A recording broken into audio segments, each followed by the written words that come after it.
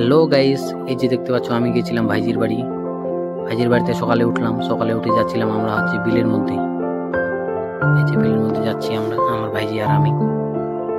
তারপর বাড়িতে চলে আসলাম। বাড়িতে এসে একটু খাওয়া দাওয়া করে নিলাম। এই যে দেখতে পাচ্ছ, খাওয়া দাওয়া করে একটু কাজ করে নিলাম। কাজ করে তারপর স্নান করলাম। স্নান করে তারপর যাব এই যে আমার ছেলে আর আমি যাচ্ছি আমার মাসির বাড়ি। এই যে দেখতে পাচ্ছ আমি মাসির বাড়ি যাচ্ছি, কানাইপুরে আমাদের মাসির বাড়ি।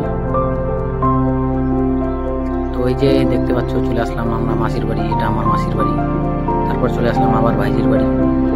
ভাইজির বাড়িতে এসে এখানে পিঠা রান্না হয়েছিল, পিঠা খেলাম। খেয়ে দিয়ে চলে গেলাম হরিরামপুরে। এই যে হরিরামপুরে যাচ্ছিলাম আমার ভাইজি, জেসাস আর আমি।